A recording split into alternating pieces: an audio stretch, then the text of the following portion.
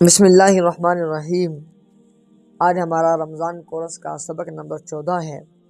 اس میں ہم نفلی صدقہ کے فضائل اور صدقات کے آداب کے متعلق بات کریں گے۔ رمضان المبارک میں جہاں اور اعمال کا اجر بڑھ جاتا ہے، اسی طرح صدقہ و خیرات کا اجر و ثواب بھی بڑھ جاتا ہے۔ چند احادیث مبارکہ پیش خدمت کرتا ہوں۔ حضرت عبداللہ بن عباس رضی اللہ تعالی عنہما سے روایت ہے کہ رسول اللہ صلی اللہ علیہ وسلم جود و سخا میں تمام انسانوں سے بڑھ کر تھے، اور رمضان المبارک میں جبکہ جبرائیل علیہ السلام آپ کے پاس آتے تھے، آپ کی سخاوت بہت ہی بڑھ جاتی تھی۔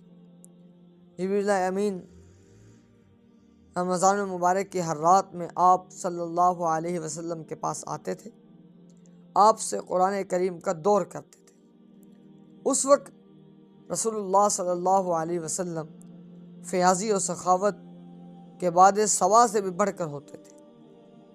اور دوسری حدیث مبارکہ حضرت انس رضی اللہ تعالیٰ عنہ سے روایت ہے کہ نبی کریم صلی اللہ علیہ وسلم سے پوچھا گیا، رمضان کے بعد کون سے روزے افضل ہیں؟ آپ صلی اللہ علیہ وسلم نے فرمایا، شعبان کے روزے جو رمضان کی تعظیم کے لیے ہوں۔ پھر پوچھا گیا کہ کون سا صدقہ افضل ہے؟ آپ صلی اللہ علیہ وسلم نے فرمایا، رمضان میں صدقہ کرنا۔ اس مہینے میں اللہ کی راہ میں خرچ کرنے کی زیادہ سے زیادہ کوشش کرنی چاہیے۔ زکوٰۃ، صدقۃ الفطر اور وجوبی صدقات تو ادا کرنا انسان کے ذمے ہیں، ان کے ساتھ ساتھ کوشش کرنی چاہیے کہ نفلی صدقات کا بھی اہتمام کیا جائے۔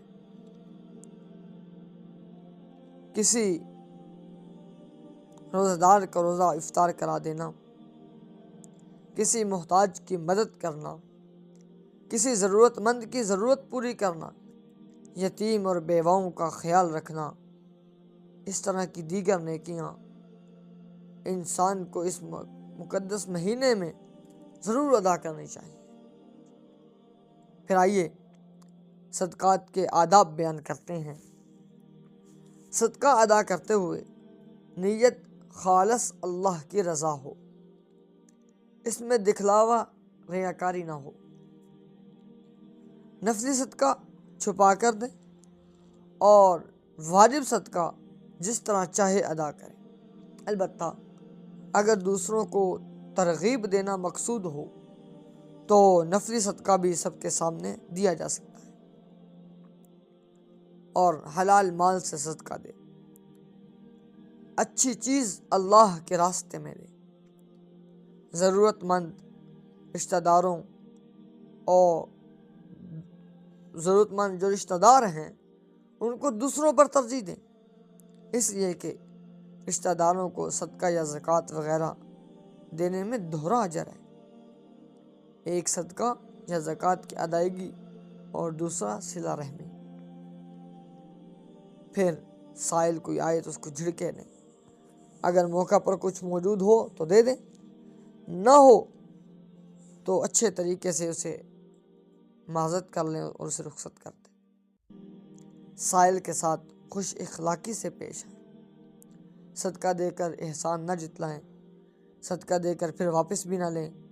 اگر زکوٰۃ ذمے میں ہو تو پہلے زکوٰۃ ادا کریں، پھر نفلی صدقہ ادا کریں۔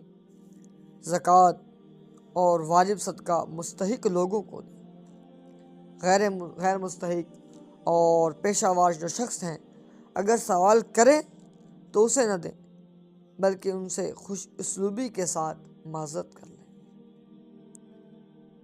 پھر مختلف احوال پیش آنے پر کی جانے والی دعائیں ہیں، ان کا اہتمام بھی انسان کرتا رہے۔ کوئی خوشگوار واقعہ پیش آئے تو پڑھیں، الحمدللہ الذی بنعمتہ تتم الصالحات۔ تمام تعریفیں اللہ کے لیے ہیں، جس کی نعمت کی وجہ سے تمام اچھے کام سر انجام پاتے ہیں۔